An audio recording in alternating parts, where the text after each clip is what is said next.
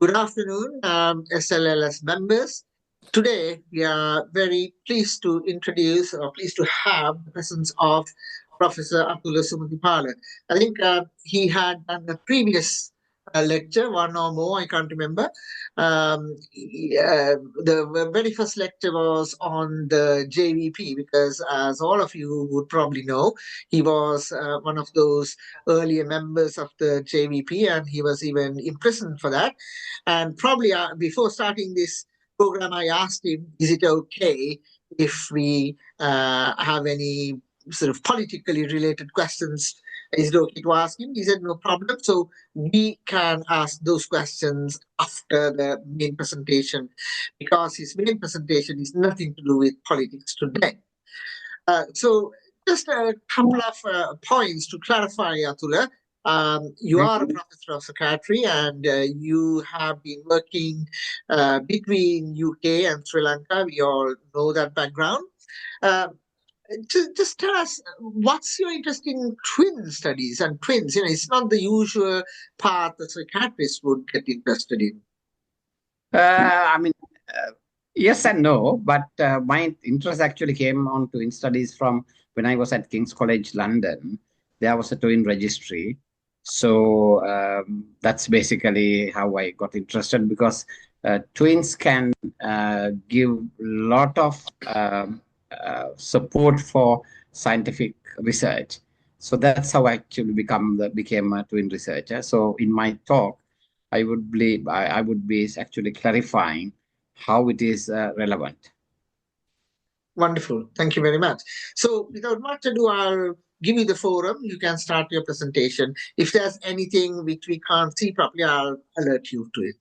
So the outline, the main focus of this meeting is about twins, the twin congress we are going to have in Sri Lanka. And I will also very, very briefly mention about something called the Enhance Project. And I will talk about the significant impact of this work and then what sort of support I'm expecting from you all by this presentation. So we are going to have it on from 10th to 12th August at Cinnamon Grand Hotel. It's all to do with Twin Research Plus. Building to that, we are going to have a twin festival in Sri Lanka, dancing, singing, drawing. That's the idea, is to engage twins in this. And we are also trying to promote Sri Lanka as a tourist destination. So this is not beyond a scientific meeting. We're sort of trying to convince all the delegates that they should come for the sessions and go throughout the country. There is a website, Twin Congress 2025. You can visit it. Now, the participants of this Twin Congress are leading experts in twin research. I'll tell you what it is. Early mid-career researchers, clinicians from around the globe, including representatives from 26 twin registries, Australia, Belgium, Brazil, Canada, you name it, from this end to the end of the globe. We expect over 300 delegates, maybe more. Athula, just a question. In your slide, you have said 66. Is it 26 or 66? 66 twin registries. Right. Okay. Yeah. Thank you.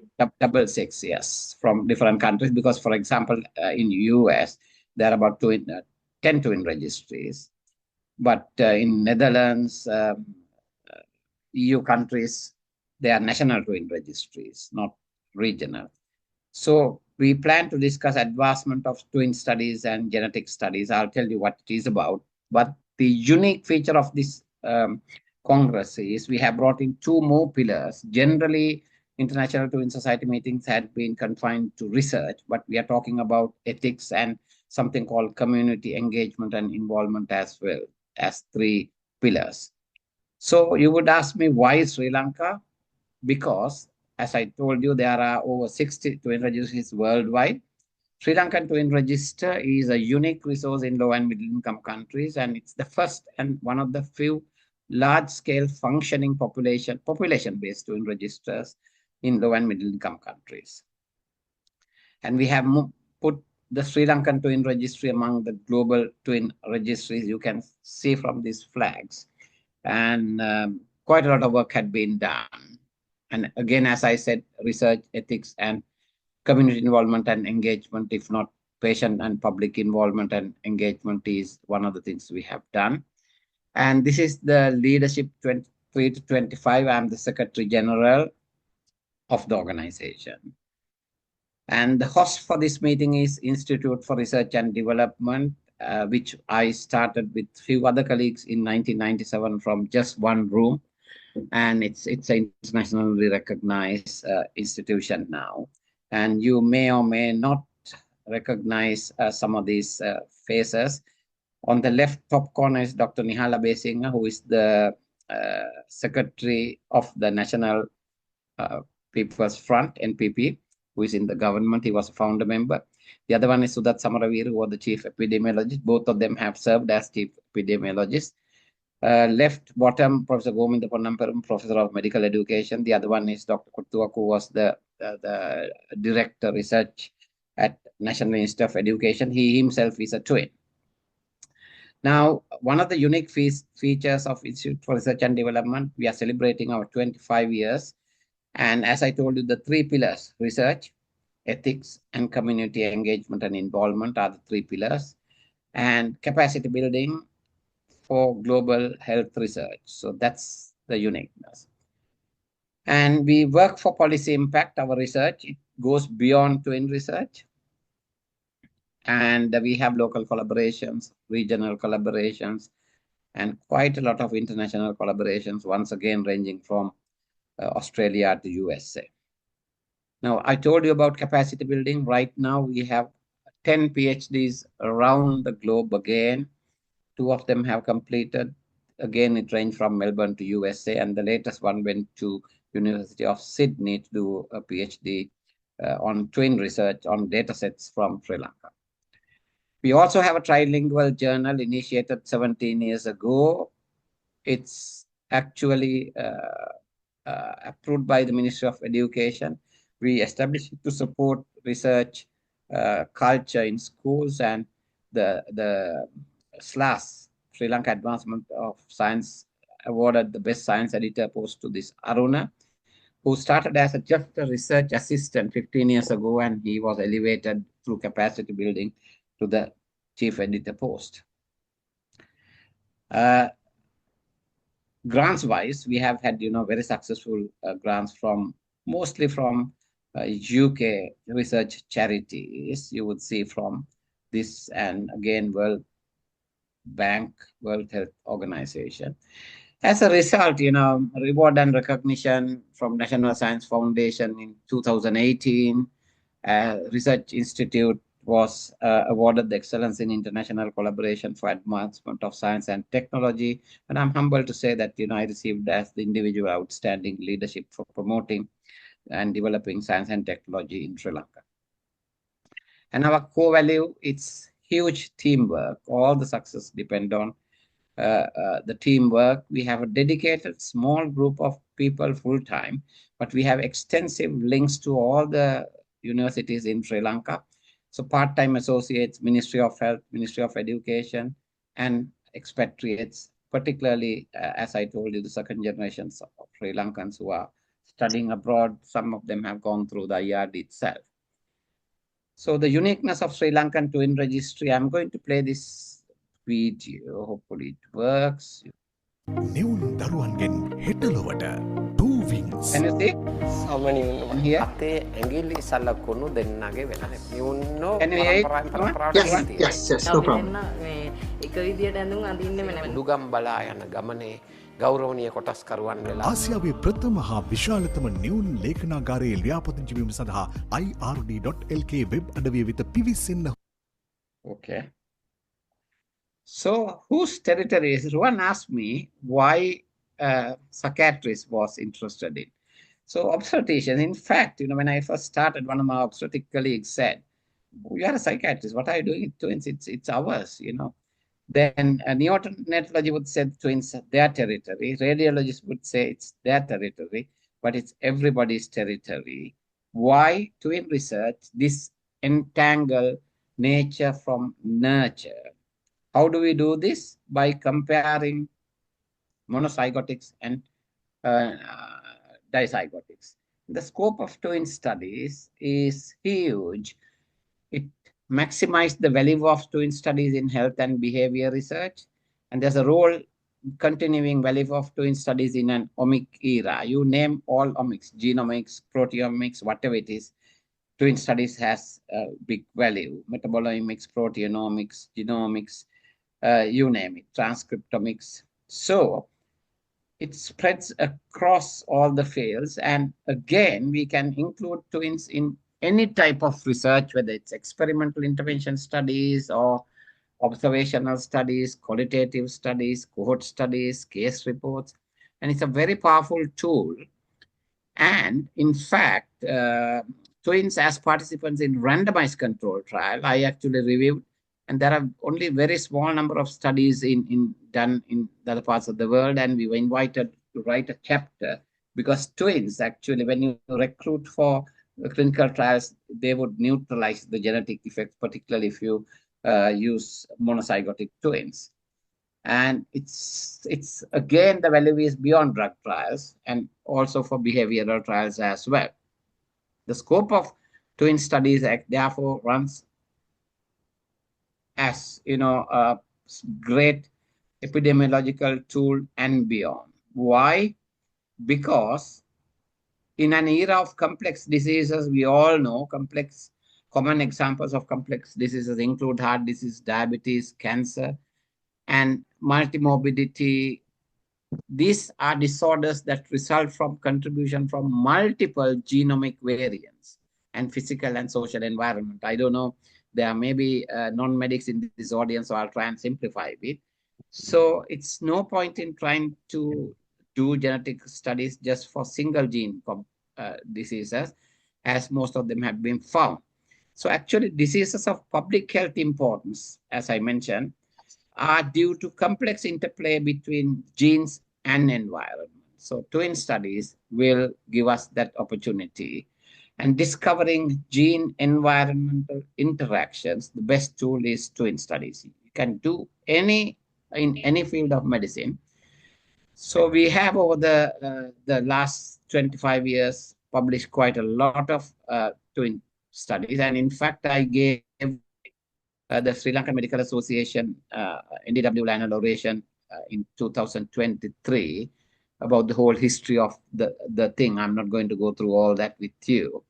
The main types of designs, and we can use family studies, that means twins and others in the family, we can compare. We can do adaptive studies, say, example, if both twins are adopted or one twin is adopted in one family, the other one in other family, we can, by comparing, do a lot of things. So there's a thing called classic twin studies where we simply compare monozygotic identical twins with non-identical twins.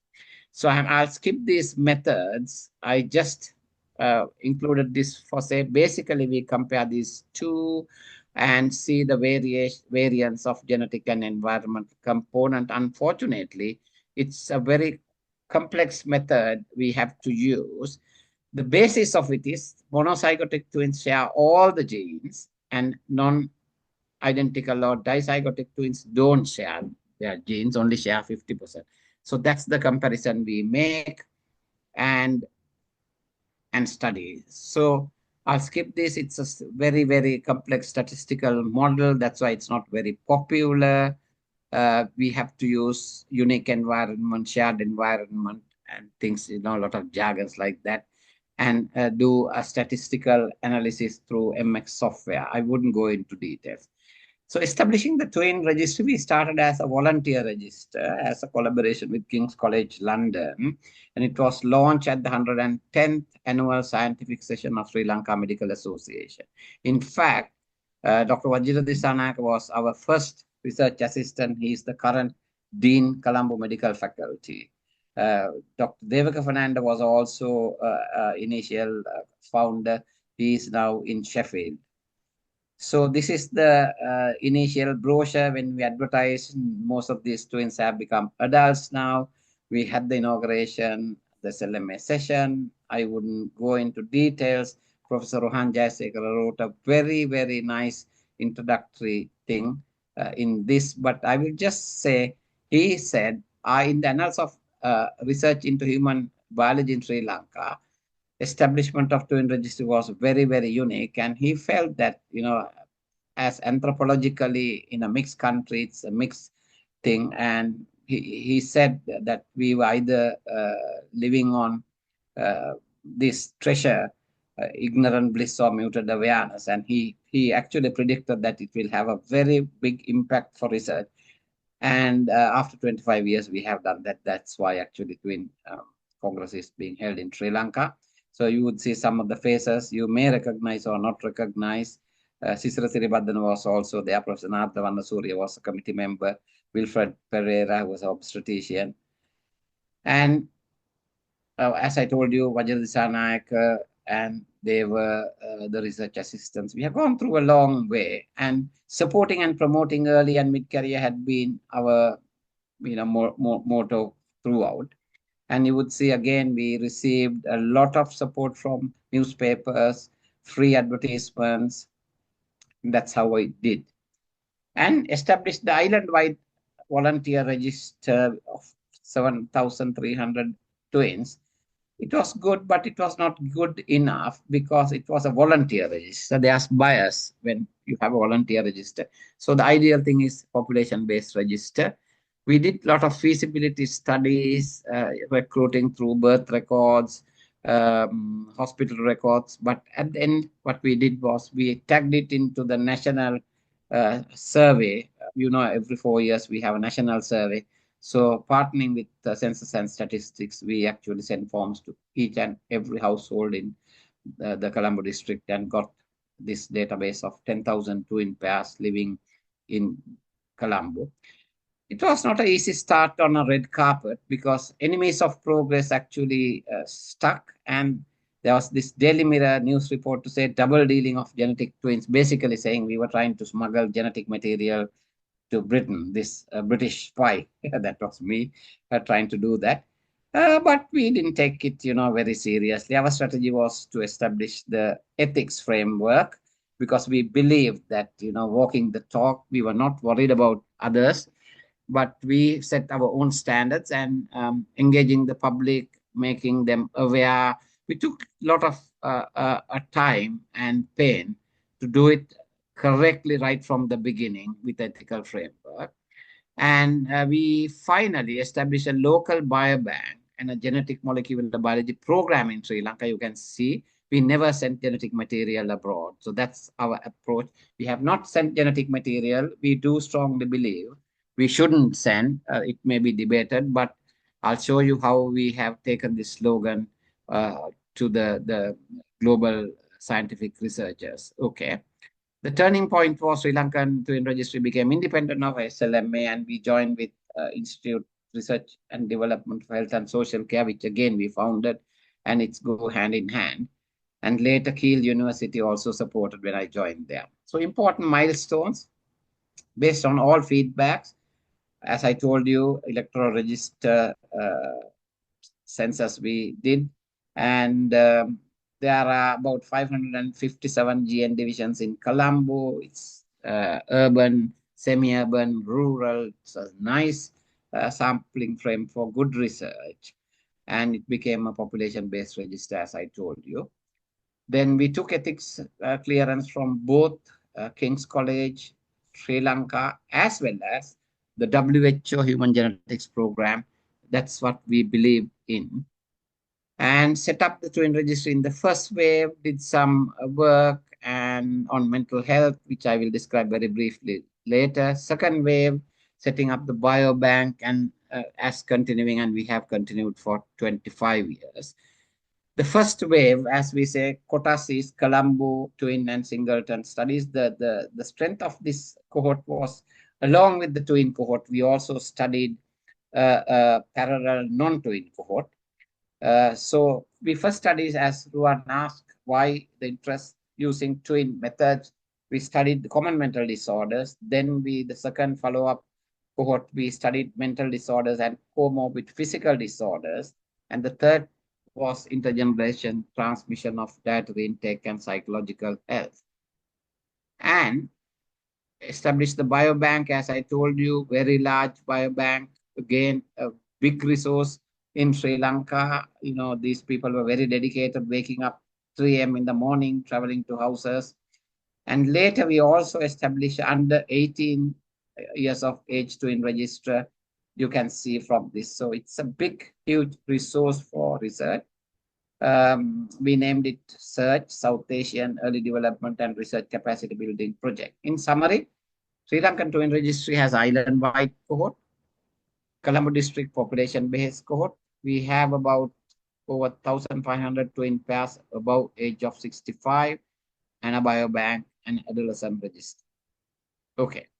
Now, I'm going to very briefly say the first round in mental health, we studied about fatigue, then depression. I'm not going to go into details. Post-traumatic stress disorder. These are some of the papers which we published, etiology of fatigue in Sri Lanka and its overlap with depression. I'm not going to go into scientific details or analyzing or talking about the statistics. Then actually when we published, there was an editorial written by the British Journal of Psychiatry. That's the beauty and strength of our twin registry. And this was a piece of unique work we have done. Then environmental exposure and genetic or environmental contribution to depression and fatigue, again, important. Then the second thing, physical and mental interface collaboration between King's College, Australian, Sydney, University of Sydney. Again, we studied a large number of twins, which is the strength of the sample and parallel non-twin sample. Again, investigated the association between cardiovascular disease, diabetes, and depression. What's the overlap between these? It is one of the largest twin studies in South Asia, a sub-study on heart rate variability, sleep study, the only study done in Asia. So a lot of work, lot of meticulous work. In terms of data, you can see a range of data about alcohol use, smoking, diet, then weight circumferences, height, blood pressure, triglyceride, and so on and so forth. And as I told you, ethics was a crucial but supportive part of the research, because we do believe there are a lot of complex ethical issues in twin studies, biobanking, data sharing, international collaboration. The history of our focus on ethics came from this newspaper article, because they were saying this. We thought, no, we'll walk the talk. Genetics research is sensitive. So we wanted to have a proper ethical framework, ended up doing a lot of research, public engagement. As I told you, we engaged the public in numerous ways.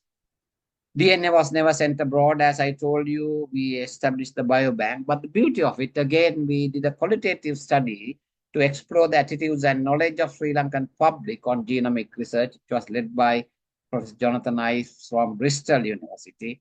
And the emerging theme was, this is very important, trust. All the participants said, we trust this organization. They are ethical. They take all the pain to be transparent, accountable, and so they trusted. And trust is the byproduct of integrity. Integrity, sincerity, reliability, commitment, consistency. That was the moral of the story. And taking this concept globally, particularly on data sharing and biobanking, in South Africa, this meeting, Global Forum of Bioethics, was organized by Medical Research Council, UK. I was nominated to be a scientific committee member. So we shared our experience in this and bringing attention to the funding agencies, decision makers, the sensitive nature of research in low and middle income country, and the importance of ownership of data sharing and all that.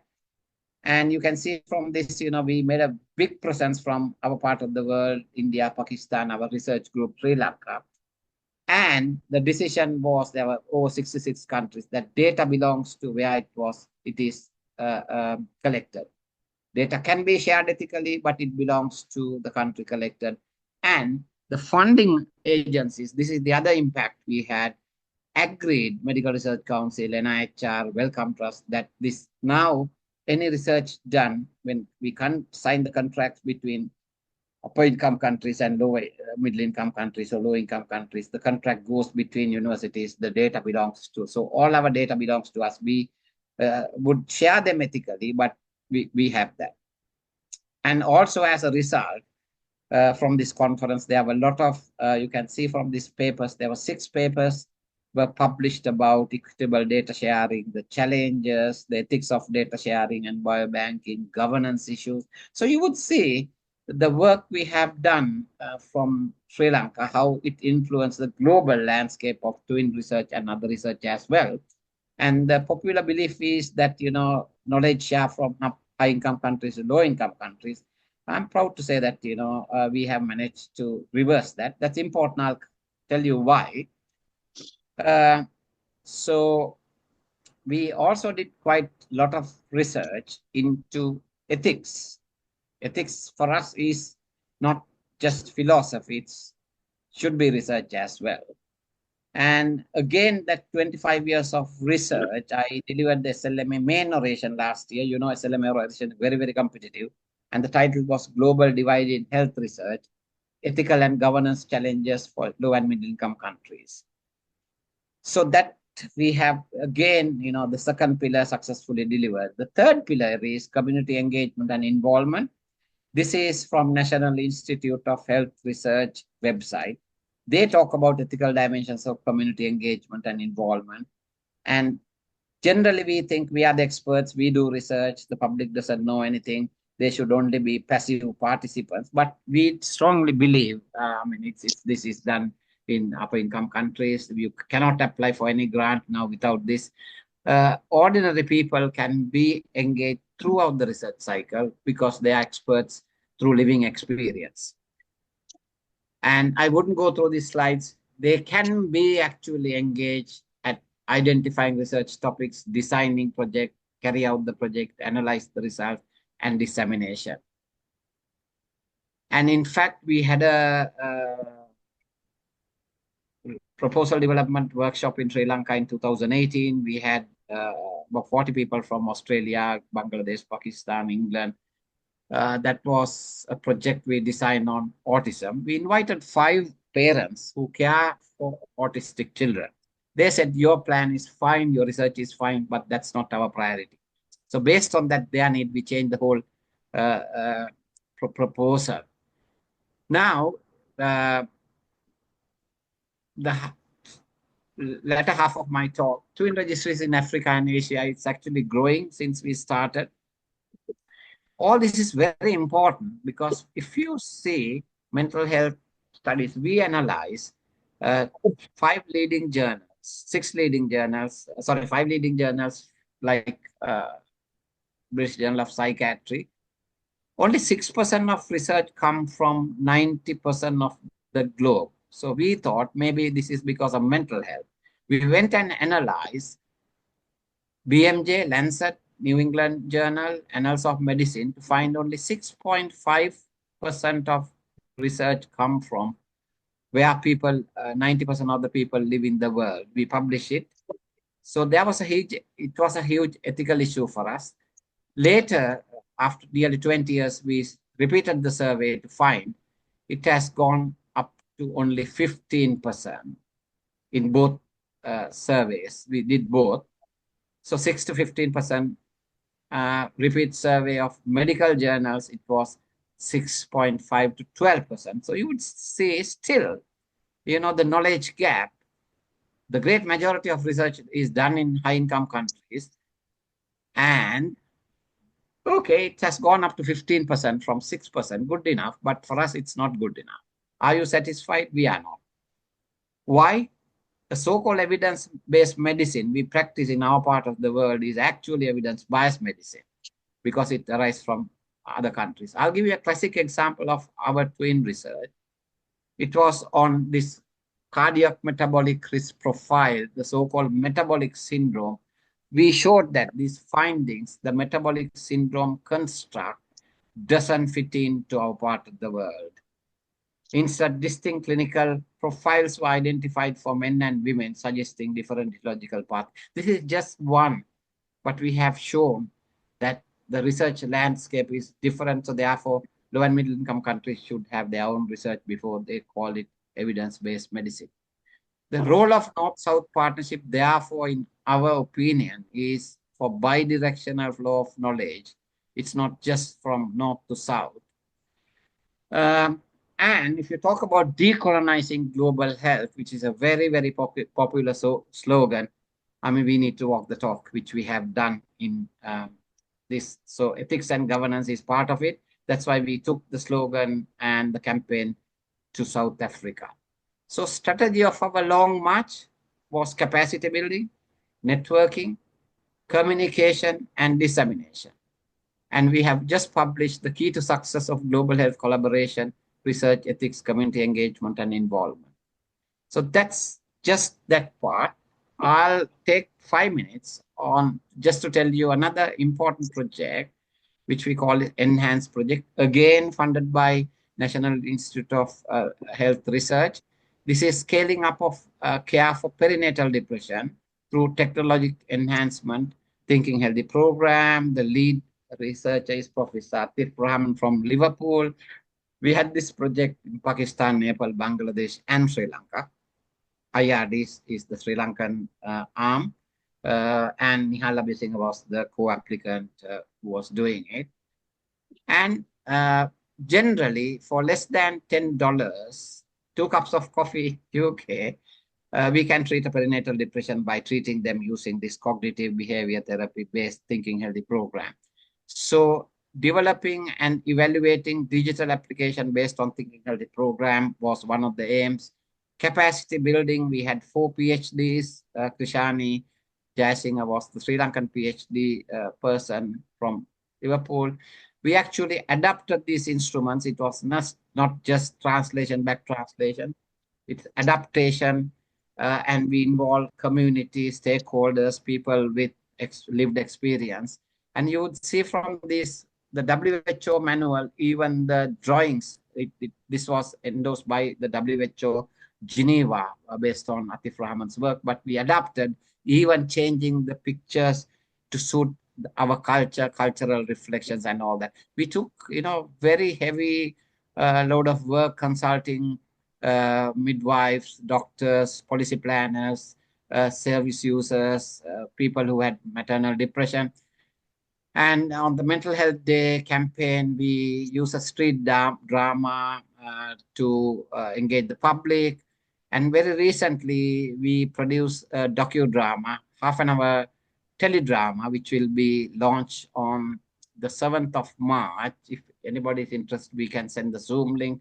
You can see this consultation meeting. So it's not research designing in a AC room, but it's really going to the grassroots and learning from them. And this is the teledrama, some clips, which we, and I wrote the theme song for this thing.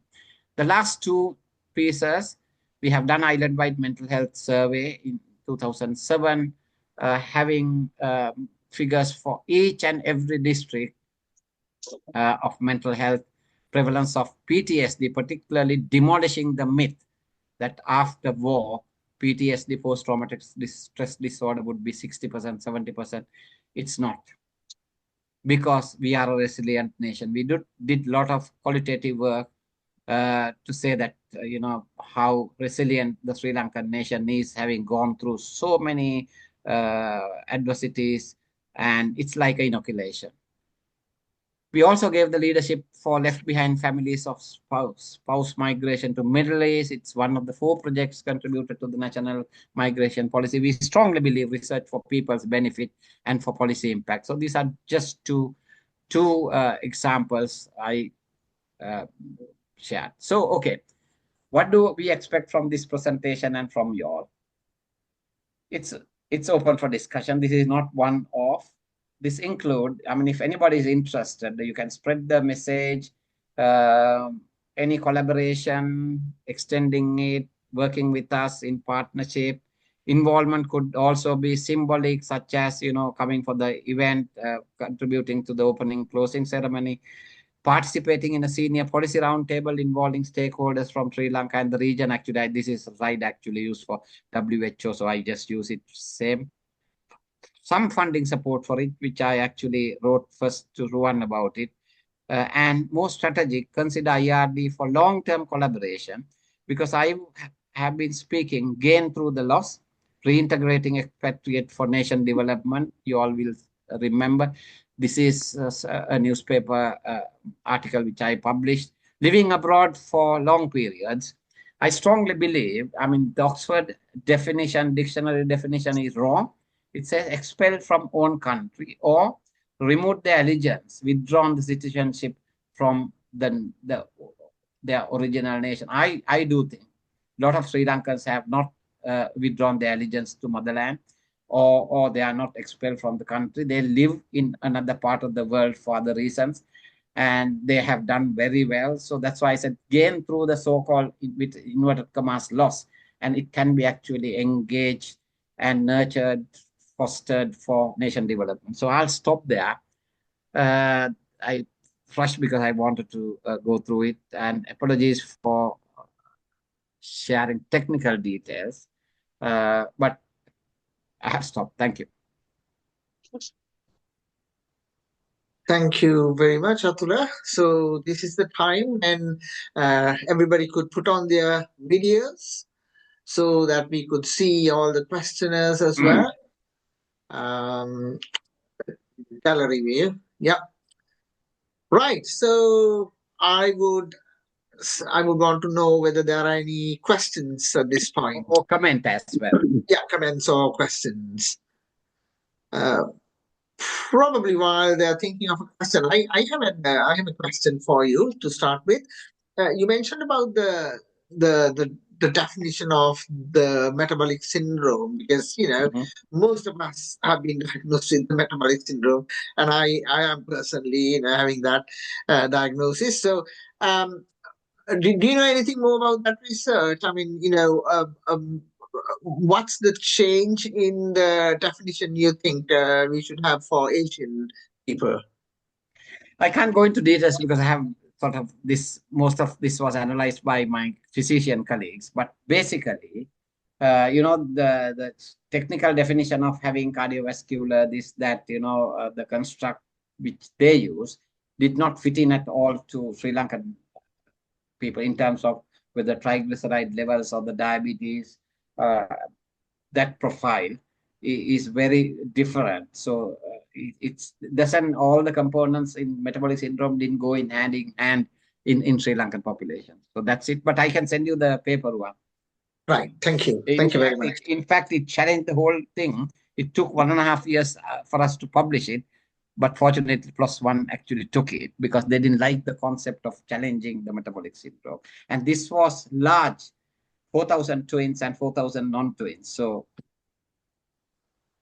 yeah, it's a very significant finding, because I also have this issue about diabetes universally. Suddenly they change the cutoff, and then millions become diabetic or non-diabetic on the cutoff. So loads of issues are there. And we need to look into this. Is it really the same cutoff should be international, or should there be different cutoffs locally? But we got one hand from Tamara.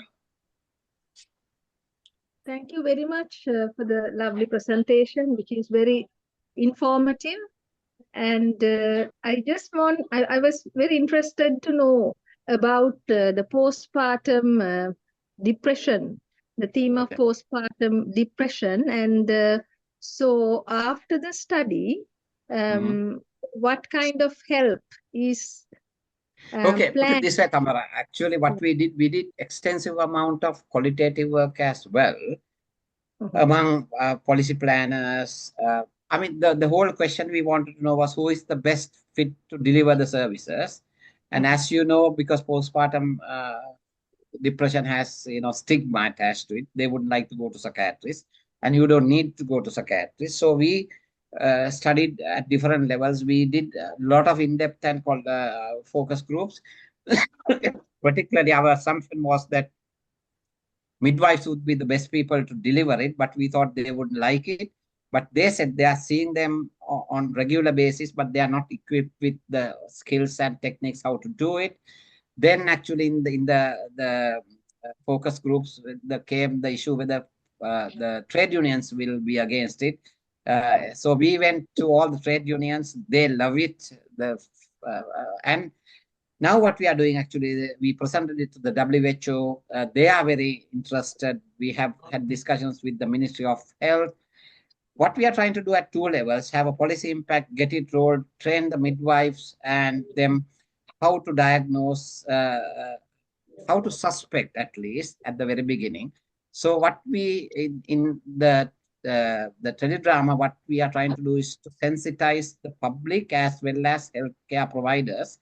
And I actually appear for 5 minutes in the video, telling them how easy to suspect mental illness. What we say, now we all feel sad, happy, angry, suspicious. So all the normal human feelings, behaviors, thoughts, either get quantitatively larger or qualitatively different, and sadness become misery and have an impact on you or somebody else. So that's in a nutshell how to understand depression, and then using cognitive behavior therapy principles. So the film is to sensitize the public, policy planners, healthcare workers, and to show that this is an illness and it can be treated early if detected early, and to have a policy impact. We strongly believe, Tamara, research should be for people's benefit and for policy impact. So it's not just for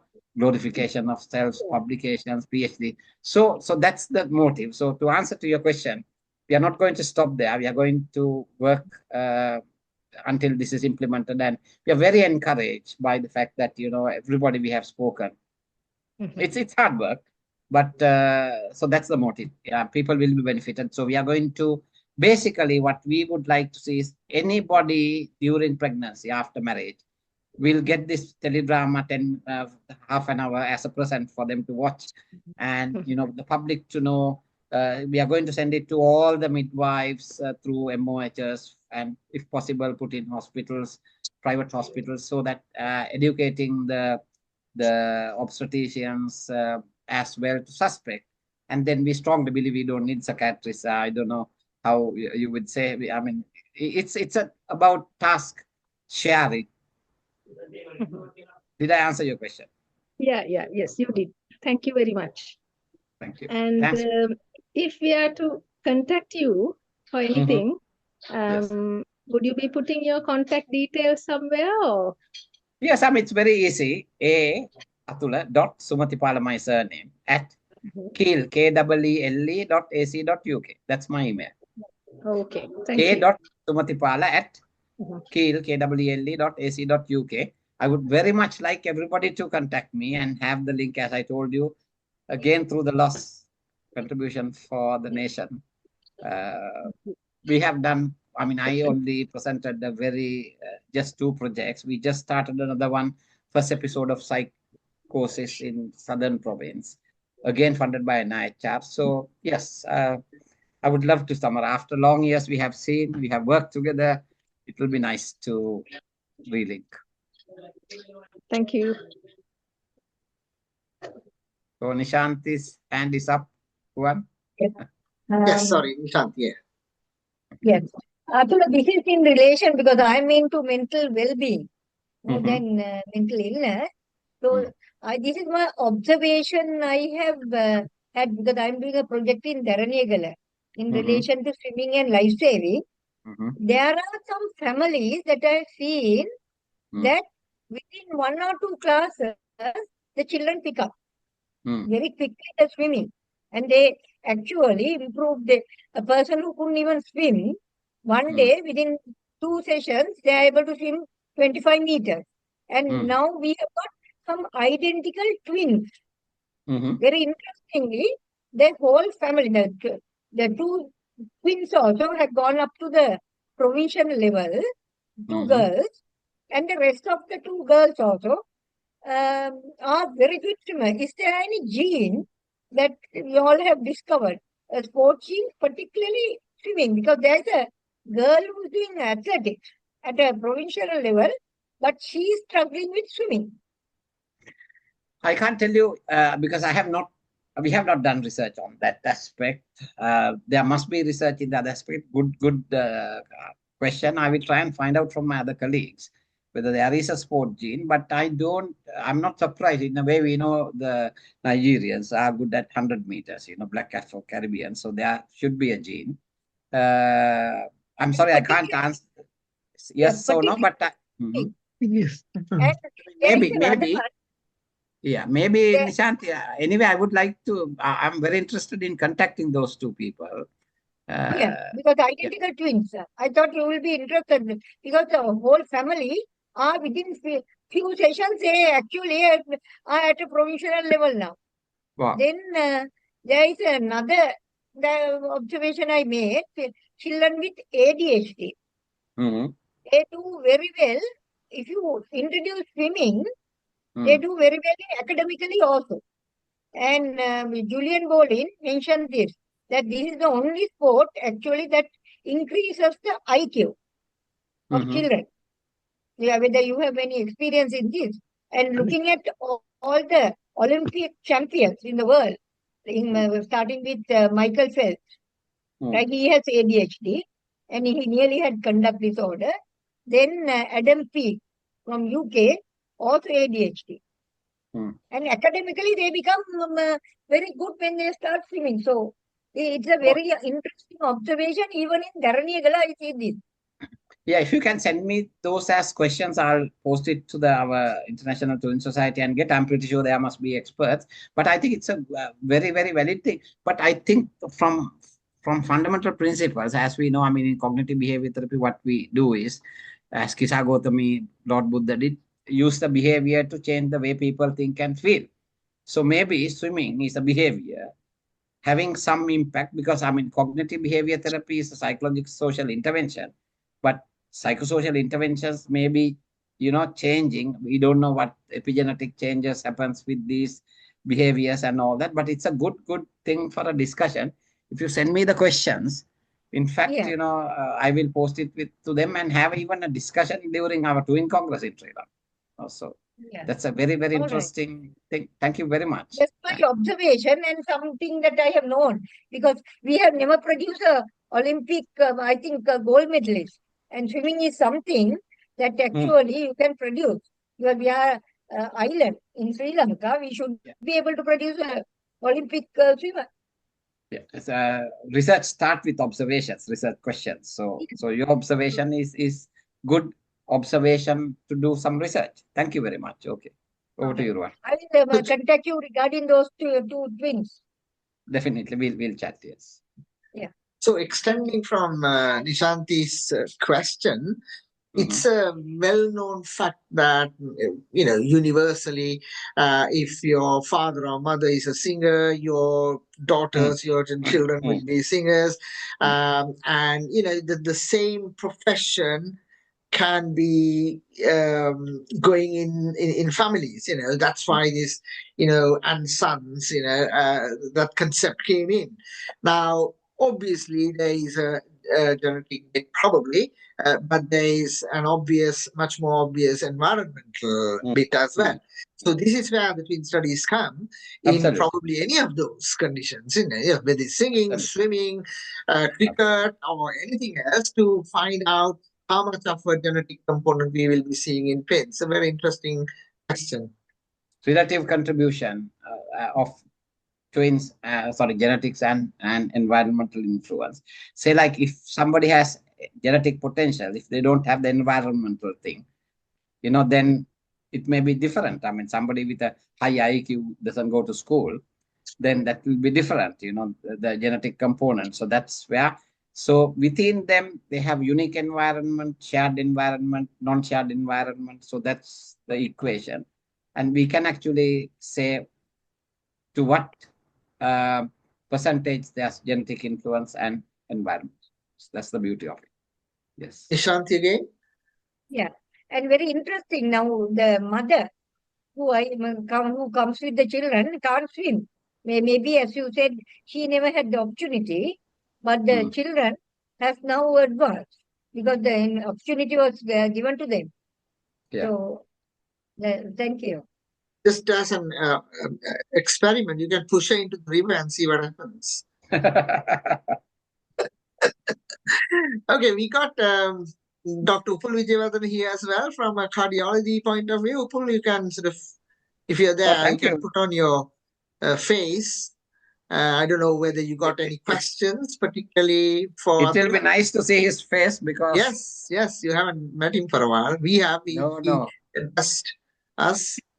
Upul. Unfortunately, I forgot and joined late. That's all right. We'll be publishing the whole topic. Yeah. But have you got any observations, questions about, how cardiology-wise there could be some questions which could be answered by the twin register? I'm extremely sorry, Ruan. I forgot about it and joined only for the last 15 minutes. So right. Unfortunately, I can't comment. No But problem.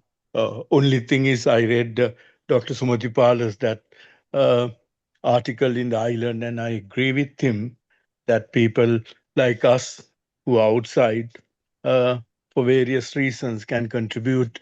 Of course, I'm too old now to contribute, but there are so many youngsters who can contribute to Sri Lanka's welfare from outside. Absolutely.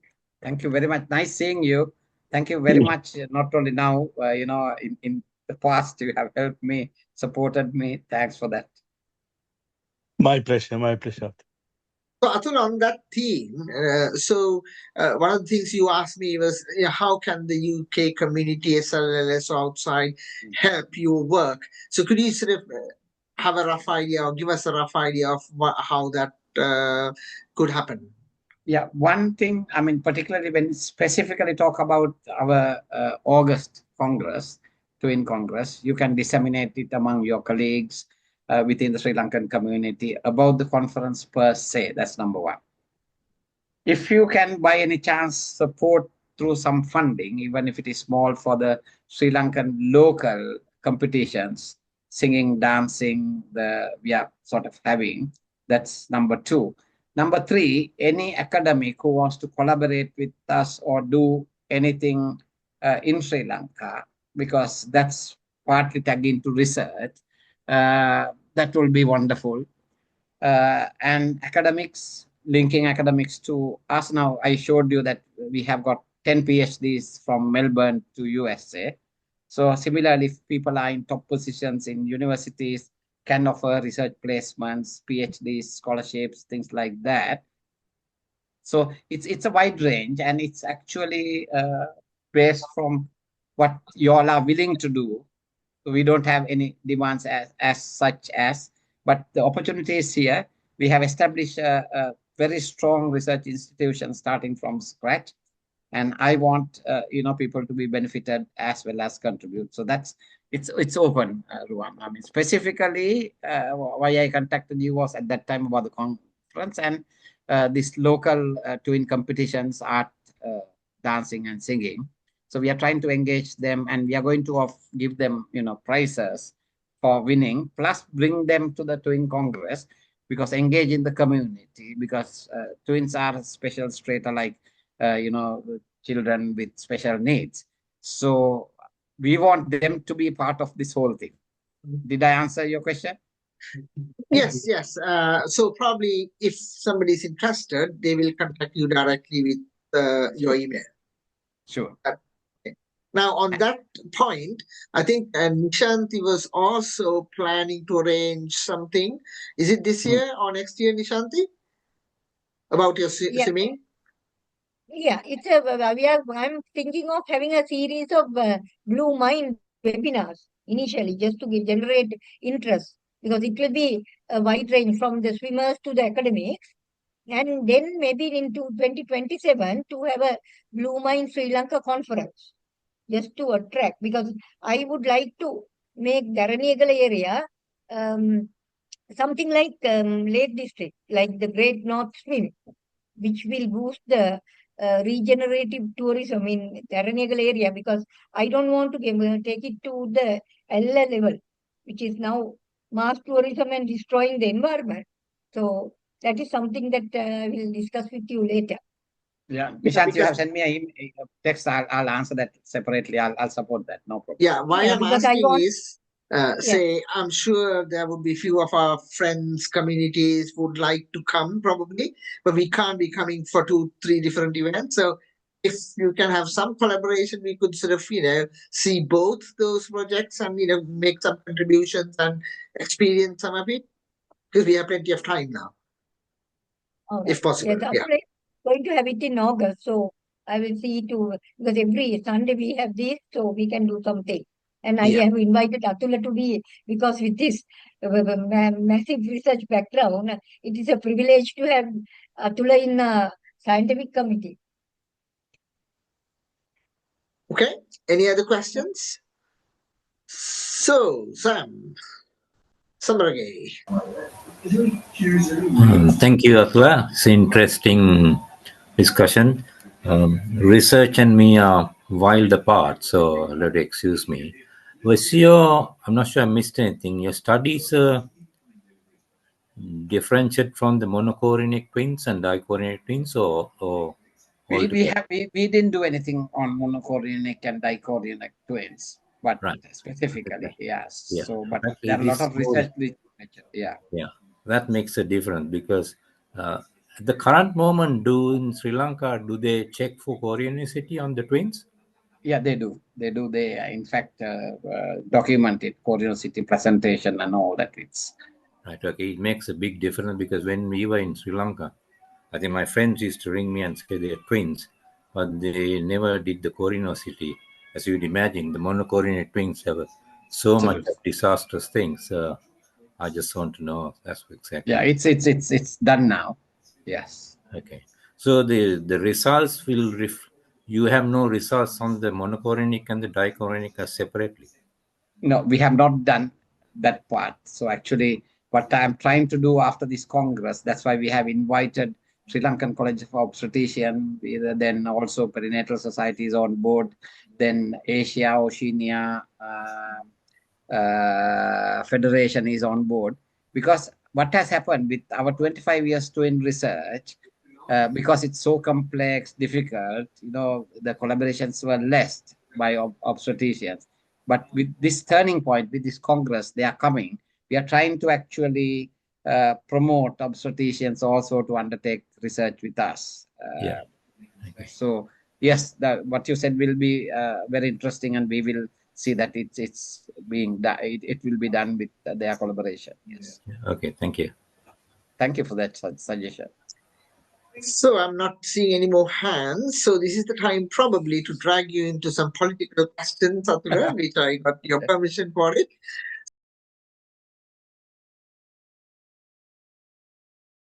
So knowing your background, I wouldn't say you're a pioneer member.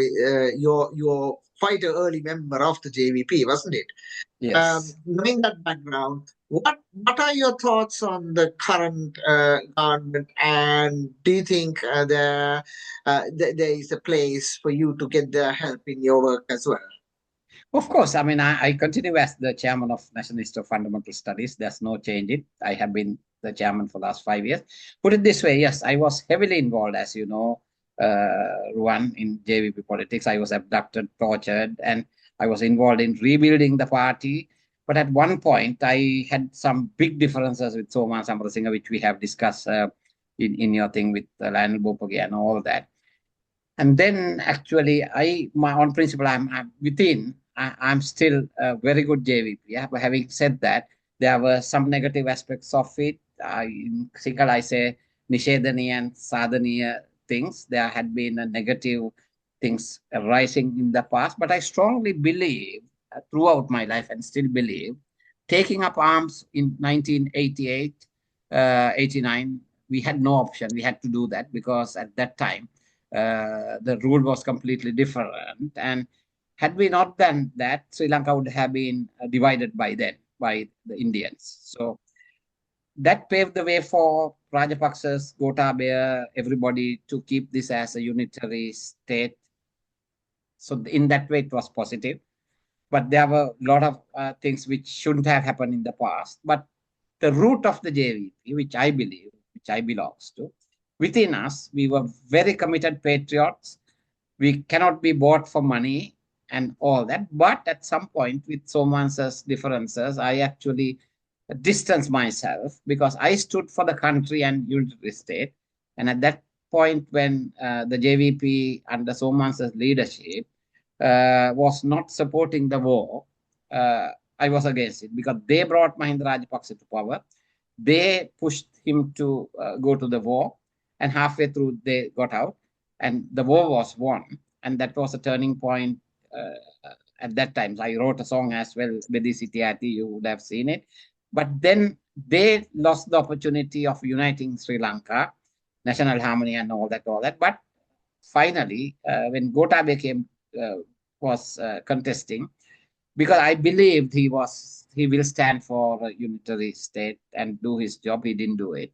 So I had some distancing with the JVP, but within me, this victory is what we have been thinking for many, many years. To be honest, I didn't expect them to get this much of massive victory from north to south. But now people have united and given that.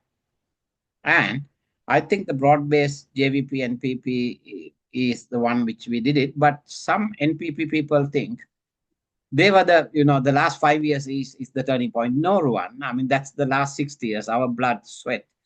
That core value, whatever the negative things people think about JVP, they trust JVP as honest people. So I think strengthening the JVP philosophy in terms of accountability, honesty, no corruption, JVP still has, old JVP thinking still has a power. But the world has changed a lot, so we have to adapt to that.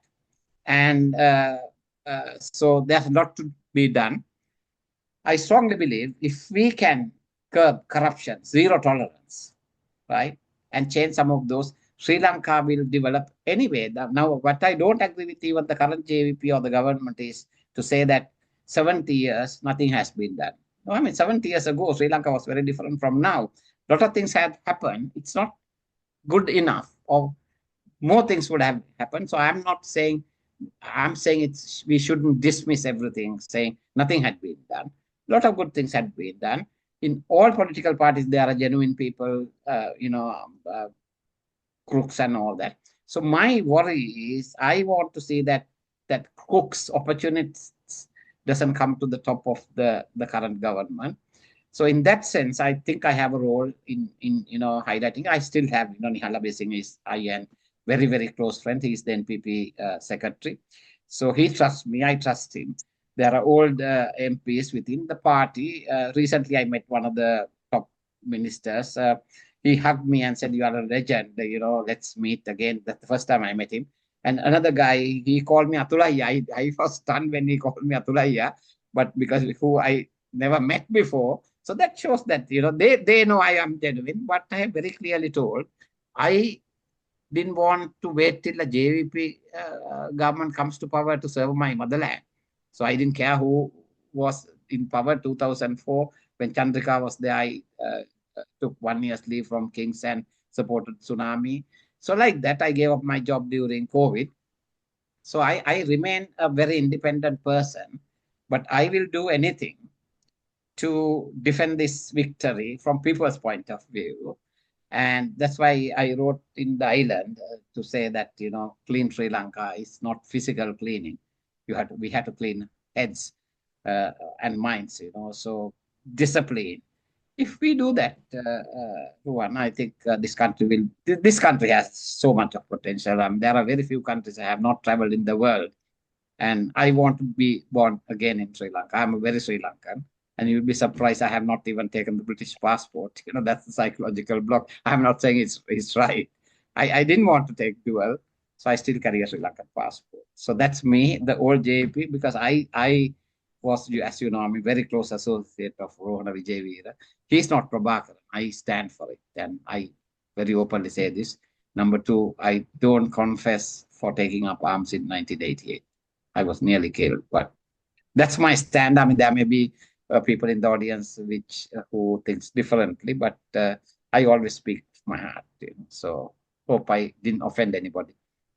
No. You're certainly okay to offend people. That's perfectly fine. But I don't think anybody will get offended. So I'm just waiting for any hands raised. I can't see any yet. So I can probably talk a little bit of my theory, because currently all the politics is around the Horu Allana. So in Sri Lanka, I feel personally that the society is generally corrupt. And that starts even before the birth. Like the child is born and the father and the mother wants the child to go to a Colombo school. They get a horrid dress in somewhere near that school. And then teach the child, if somebody asks you where you live, you have to give this address. And the child gets into the head, oh, lying is normal. And then he grows on and then, goes into the school. And then, it's a tradition that the teachers nowadays, almost requesting gifts and stuff. So, all sorts of corruption happens from a very young age. And those very people grow up to become probably politicians, and they continue to, work in that way. So my thinking is that people are very good at pointing fingers at one or two guys at the top, especially politicians. They're the horas. But in fact, the horas are actually at the very low level. So I think the whatever the cleaning, as you say, has to come from bottom up as well. There's no point in just catching one or two big guys because everybody is a bit of a hora. I totally agree with Ruan. So that's why I openly said I have a video clip I'll send you. Pirisindu Ratak, Pirisindu Hitak. Right. So I always say, by appointing a president and 159 MPs, this is not going to change unless people change. People don't still allow somebody to cross the pedestrian line. So I have openly spoken recently. Everybody expects the next door man to do the job, not them. So my solution for that, I'm suggesting we have to be patient for 10 years, start from grade 1. The very same thing you asking to change, but that's also challenging. Why? Some of the teachers are corrupted, parents are. I'm actually trying to write a Hodipotha. It's titled Hodipotha, to give to Hodi Elamea how to be a clean child right from the beginning. I mean, it's good. It's very difficult. I totally agree. And we have to change the way we think, people think, to change the way we feel and behave. Again, going by CBT principles, it's a very difficult task, but I'm trying to advise these politicians, including the president, to say, do that. And I'm also trying to use the media as much as I have told them, give me ITN and Rupawahini. I will do the job. It's not going to do it overnight, but unless we do that to one, you create the man, honest man, so that you don't do anything, not because you are frightened of the police or anybody, because that's what you believe. That's what I told in research. Ethics is the other side of the coin. So we are ethical, not because of the ethics committees or anybody. So I believe I am clean. That's what I believe. Nobody can point fingers to me. That's why I'm not frightened. Even I have openly criticized all the politicians. Nobody can, unless you do that. And you have to be, near perfect. And if you do that and you earn the credibility, you teach other people, you become a role model. It's a challenge. I totally agree. This even talking about Mahinda Rajapaksa in a negative way, I openly say, I say this because it's wrong. Lot of Rajapaksas did a lot of things wrong, true. But this man won the war. That's a fact, right? So we have to be very, very balanced in our thinking, to be very careful in expressing. I have always said the president is now the president for the whole country. So I think that type of things, there are a lot of good politicians within the JVP, absolutely, because they are, but experience-wise. So I'm confident things will be very different from the past, right? But delivering is the challenge where we have to be very, very careful. You have to walk your talk. I'm perfectly with you on this aspect, Athula. I don't know whether you have heard of a singer called Rukshan Carrera. Have you heard of him? No. Anyway, what I'm telling you is Rukshan actually addressed the SLLS, and he has started to compose songs for nursery grade and up to probably about A-level grade, children. And lots of his songs are on a website. I think he's funded by Rotary Club and various different areas. Wow. And each song is about either cleaning the country. No, I'm talking about physical cleaning, or developing some moral ethics. I mean, lovely song. So he's trying to do it in a different way. So yeah, send his details to me, please. If you know him, link him. I will send his contact to you, and I will tell him to contact you, because both of you are in the same path. Absolutely. I mean, from a different country, I can only sort of, make you guys meet each other. I'm not in a position to do anything like you do, because I'm not in there. But I will certainly give his contact to you.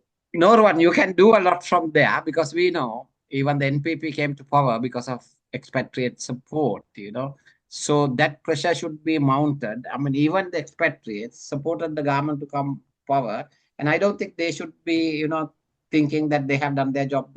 They have to now start talking, because those people are not, sort of branded party people.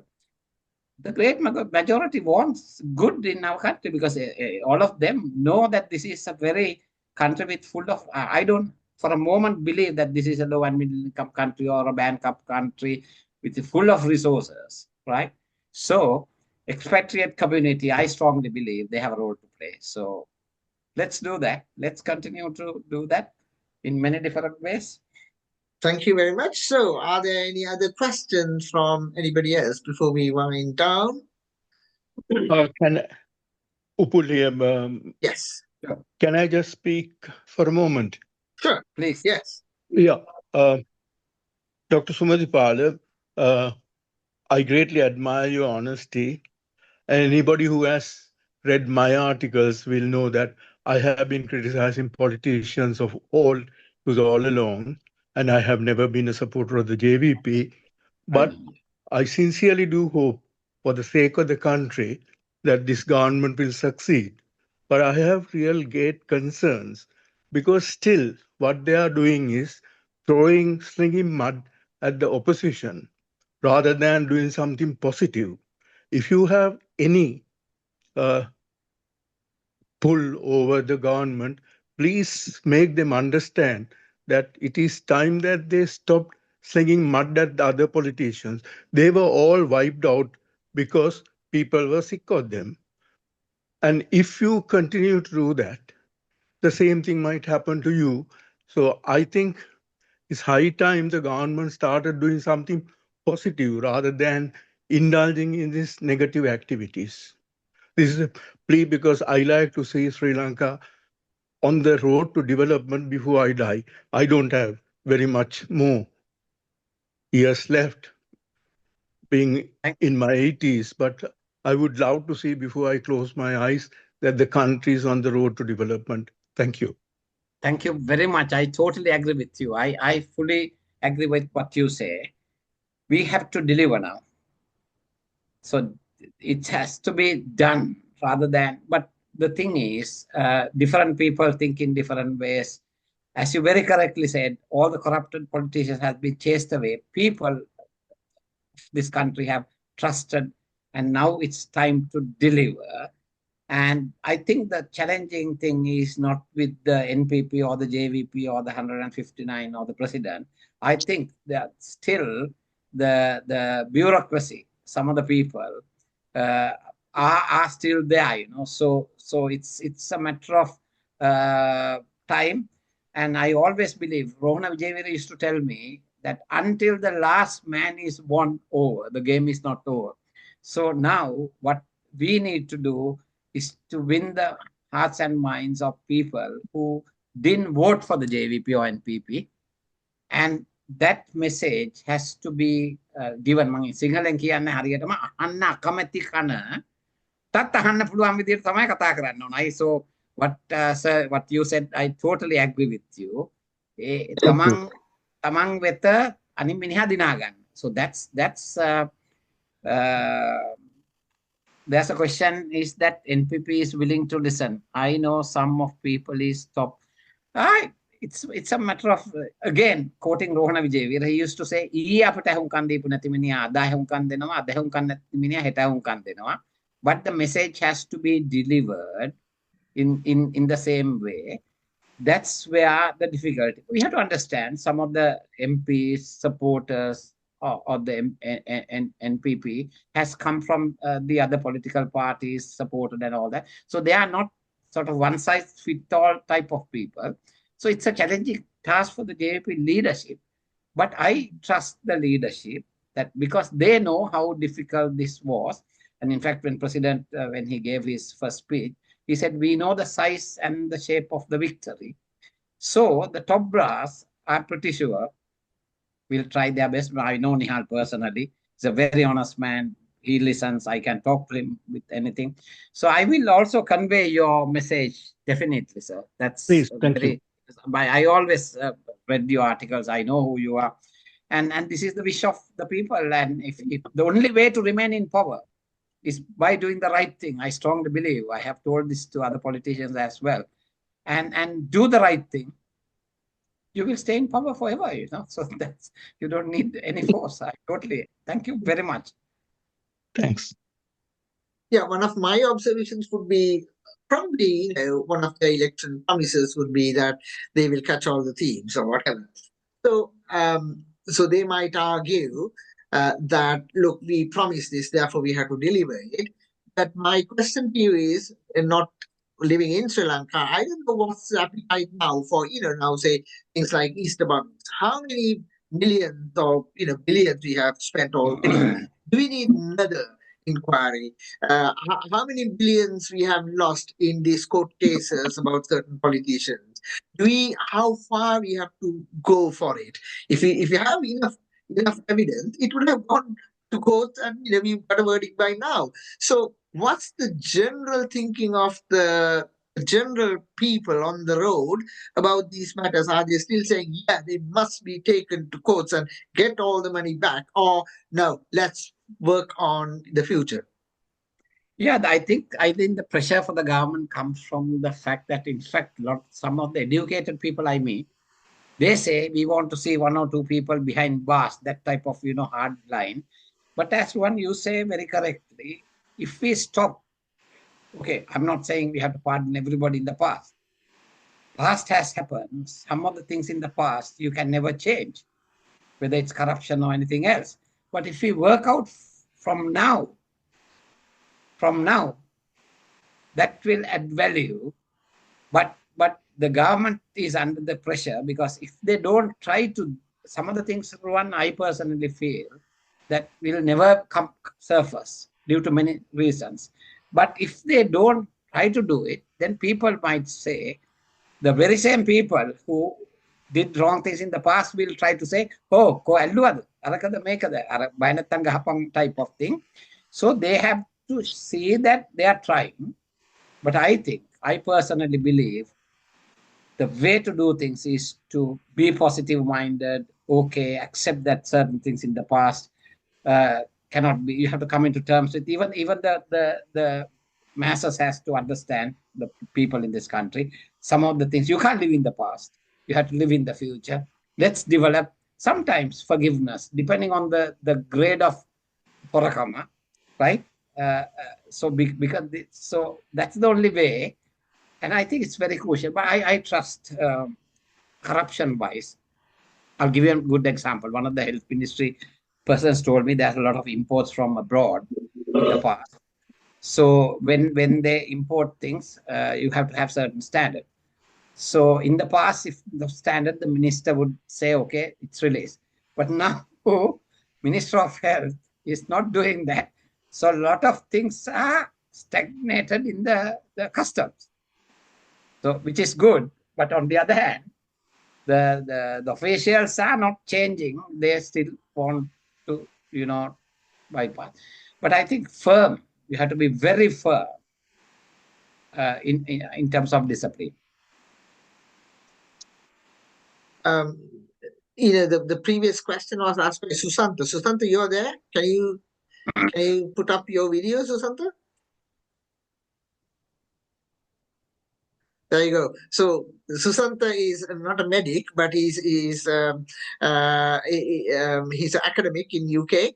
He's my nemesis in the Sri Lankan Literary Society on these political matters. He and I always have our discussions, our arguments. So any questions you want to ask directly from Athula, Susanta? Just go ahead. Yeah, I think one of the thing I want to ask actually, when it comes to what I observe, NPP, raised the bar, right? The expectations of the people. I don't know whether you had a, really good assessment about the resources we have in terms of economy or in terms of the, other issues the society is facing. But, before the election, the bar was raised. And are you now struggling, or how NPP is going to manage that, expectations? It's a very good question. I think the bar was raised very high, which in a way not bad. I always say in Sinhala, ahasata ilaka karot gahakuda hari nawati, right? So that's my argument.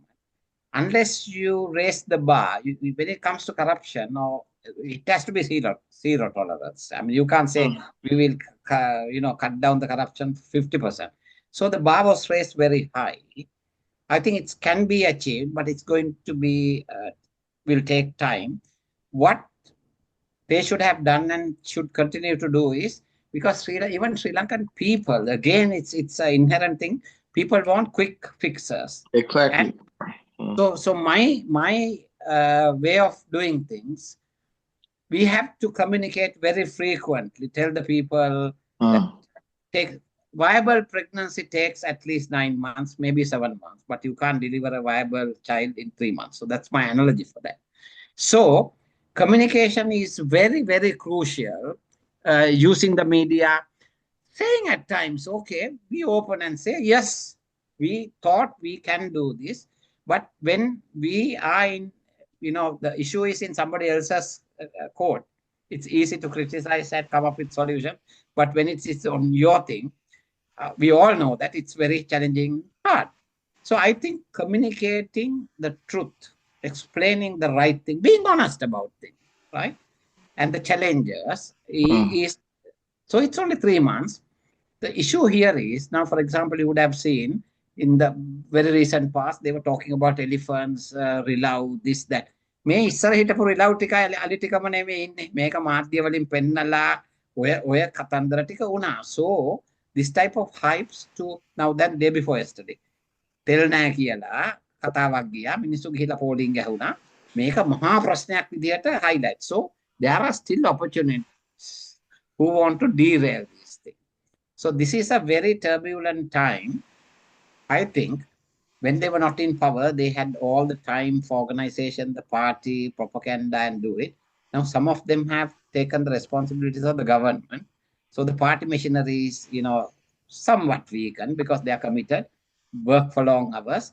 But I am confident, and whatever the challenges and weaknesses they have, I will be critical, but I will always, with my critique, will suggest solutions for that. It's no point talking about the issue unless you can propose an alternative way of handling. But I think, I mean, they know that they were voted overwhelmingly from Pedro Tudua to Devendra Tudua. They have to deliver. There's no choice. So it's challenging, but I think even people like us who had some distancing in the past has a moral duty. Yeah.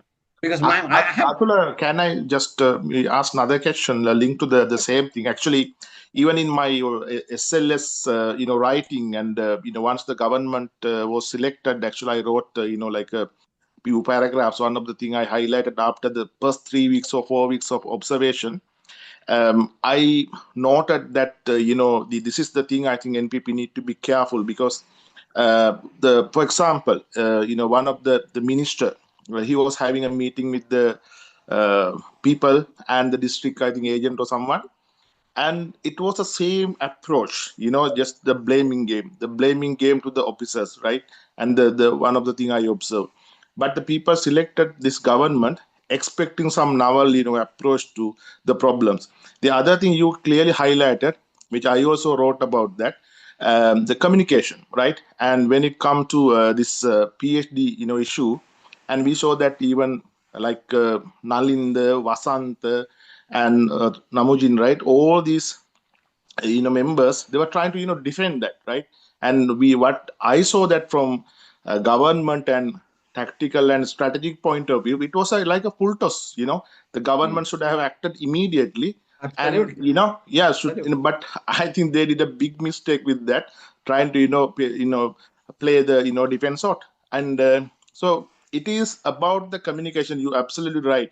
And I think government need to have more conversation with the people, public, and communicate. And also I think need to educate them about the the problems you are having. And I know even when it comes to the people wise, some of the colleagues are in top of the ranks in some corporation and government places, and so we know that there are certain limitation in terms of the resources, in terms of the capacity, experience.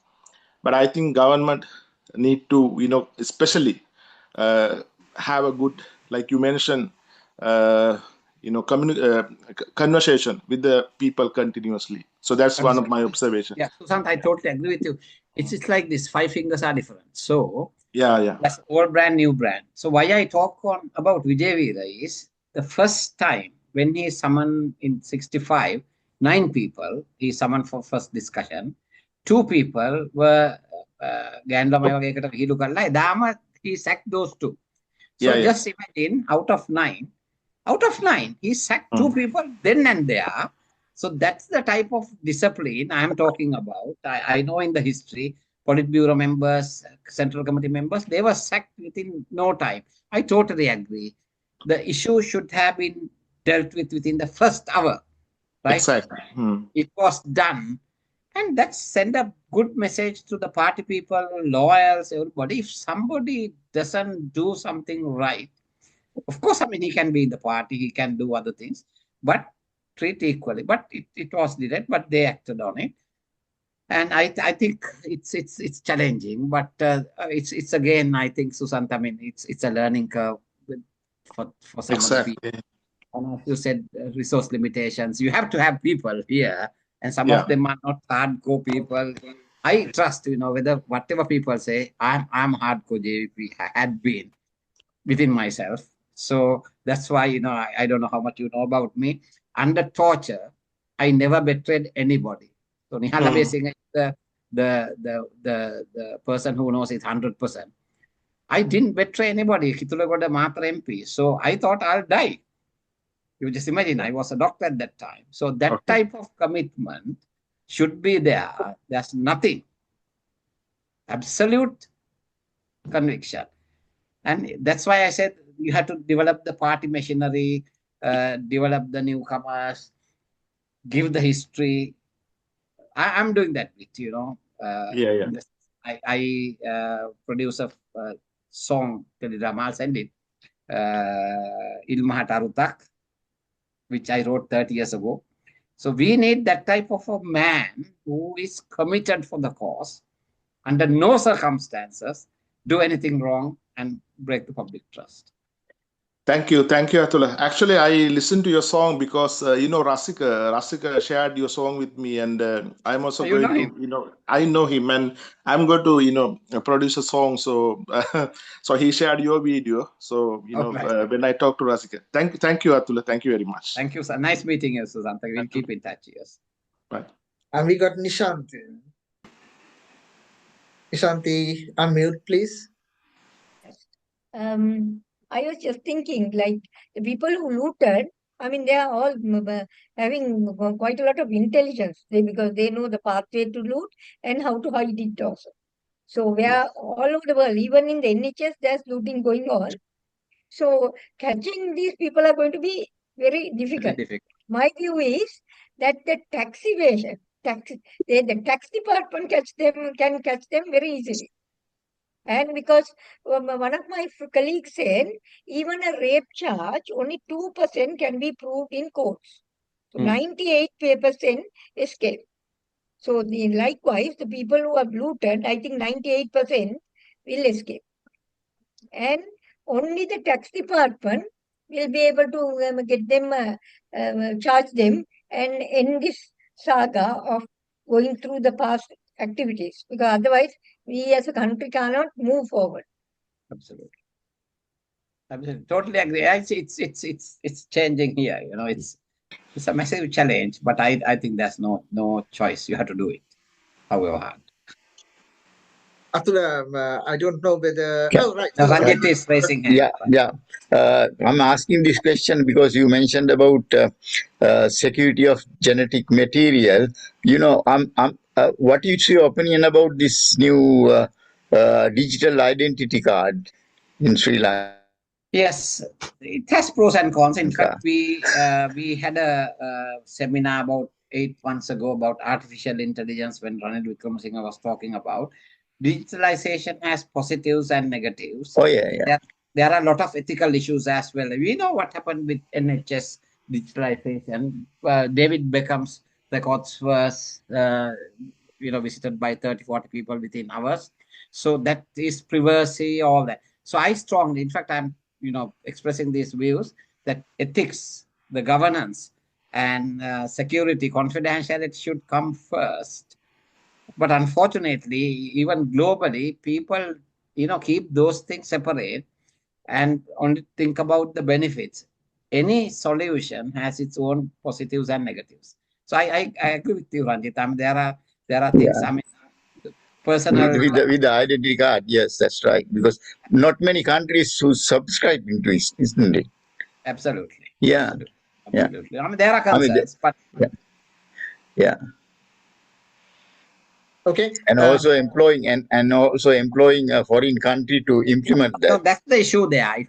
That's a big issue, yeah. That's a big issue. So if we deal it within the country, like when we come to UK, we have to the people who have new passports, they have to give their fingerprints. Yeah. So it is done. To work in NHS now, you have to give your biodata, isn't it, for newcomers? Yeah. And even when they come for training, they have to go somewhere and give biodata. Yeah. But security issues are there now. People think Google Maps is done for our benefit. No, that's how they got hold of Osama bin Laden. GSP tracking. So all this has positives and negatives. I can be targeted at any moment, So I would like to introduce somebody else to you, Athula, who is at the moment living in Sri Lanka. It's Carmen. Carmen, would you like to show your face to us? If you're still there. I'm here. Hi, it's Dr. Carmen Ratnatunga. He's an astrophysicist. Now he's retired. He's living in Mount Lavinia. And his brother, probably you might know, Professor Chandra Ratnatunga, the surgeon. So, in Peradeniya. So, Carmen, any observations? Now we are into politics.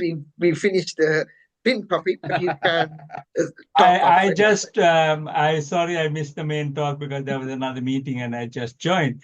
But with respect to politics, I will tell you, I normally interview all the three-wheel drivers that I go with. And I think most of them are disappointed that a lot of small things have been attacked, but the major things are not being touched at all. And they felt that they voted for the people to get the major stuff done, and major stuff is not even mentioned, right? I think it was silly for the government to go after Nama Rajapaksa's law degree when there were far more things that she should be attacked on. I think there is a reflection that we are going for the minor things rather than for the major things, because you're scared or don't have the resources to, within the 500 files, as they said, මම අපිට කිව්වනේ file 500ක් තියෙනවා කියලා. දැන් ඒ 500 කෝ? Right? So there is a certain amount of mistrust of the public that the NPP is doing what they promised to do. I agree with you, Kavan. Winning the hearts is one thing. Retaining them is another thing. So you're talking about retaining. Now again, one you saw, even Kavan says the grassroots people want Oralan. That's a major thing. I agree with you. Now say if the government took on Basil Rajapaksa, nobody would have spoken about it. I mean, even in his absence here, if he was tried in Sri Lanka, nobody would talk about it. It's so touching Namal or even Mahinda is a very sensitive thing. Again, what I believe personally is we have to do the right thing. Again, assessing the ground reality. I think there should be a lot of research or even opinion polls, trying to understand what's the grassroots level, what the people think, what the expectation, and communicate and say, okay, we are doing it. These are the challenges. So tell people, reassure them, and address to the daily needs. And I think the biggest thing is communication. And to the other topic that was discussed, which was the digital identity, I think it's a big danger to have India involved with it. Basically, because for one, I know a major case where India was involved with the World Bank software development. And then finally, the World Bank decided that the software, India was getting a advantage of the fact, and they were doing, it was not proper, and they wanted to throw India out and give some other independent source the World Bank contract. And India said, you can't do that because you won't have a database after that. And what happened? Because the World Bank had decided, they threw out the India from the thing and hired back all those people back into a new company, because that was the only way they could get access to the database. So you have to be very careful that our database of everybody does not get into the hands of the Indians, because you will never get it out of them. Indian and factor we is have a as challenge. many competent people to do it. Yeah, Indian factor is a very sensitive and challenging factor. I think the government has understood the geopolitical reality you have to face. The former JVP, as you know, was very anti-Indian for reasons, legitimate reasons, I believe, at that time. So it's hard. We are a small country, underdeveloped country, but I strongly believe we shouldn't surrender whatever the powers for wrong reasons. I mean, I strongly believe that. So that's what I'm trying to communicate. That's why I said I'm a very independent person. I will support without any condition, anything right but wrong. I'll reserve the right to criticize, of course, in a way they can listen to. So I'm a psychiatrist. I think the talent is there. I mean, you Absolutely. should look at the internal talent. I mean, I know personally organizations like WSO2, which have become, billion-dollar companies and are capable of a lot of things. Absolutely. But they are mostly working on foreign projects, not on local projects. Absolutely. So there's one last person I would like to invite to talk. Udita is once again probably, you know Udita, isn't it? Aja's brother.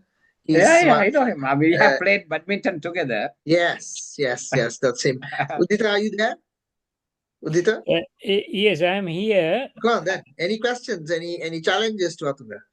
Unfortunately, I joined just 10 minutes ago, so I would have missed most of it. So that's okay. You can start on any politics. We are into the politics now. So right. Any challenges about the current government or anything to Athula? No, I think I just listened to Kavan's question just now. And I think it is important to for the government to tell people the realities of investigating crimes.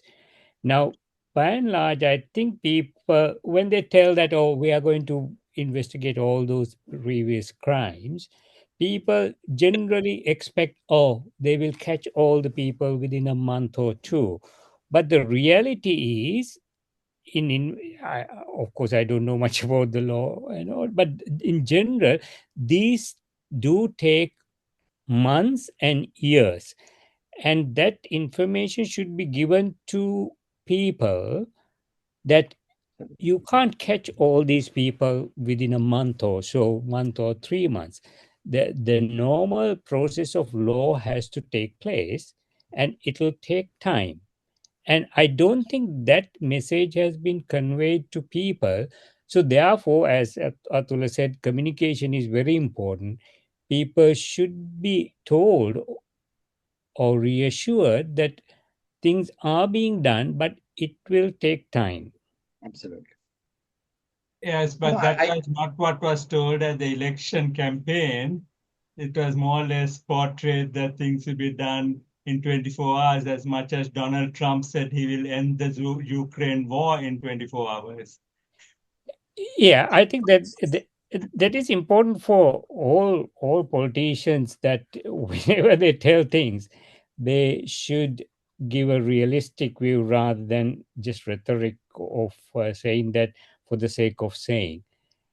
People do vote for what they have told, but if they have been given the wrong impression, and people will be disappointed, and no doubt based on that, some people are disappointed. But it is a case of telling the normal processes, which obviously will take time. I won't be surprised that some of these things will take 2 or 3 or even 5 years, and even after 5 years it may not be, some may not be solved, but at least the processes are the correct steps are being done. I think that's what people should be reassured, and let the normal process take its own time, but people should be given that impression that it's been done, but it will take time. Absolutely.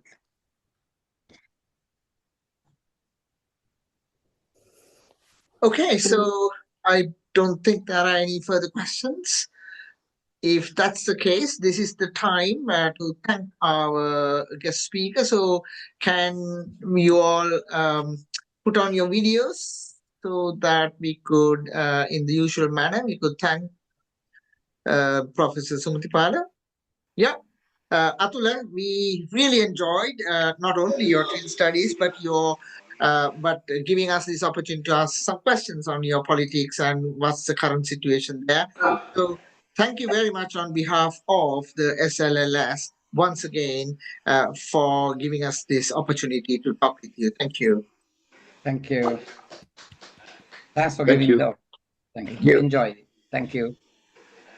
Bye. Good night. Bye-bye, everybody. Bye. Bye.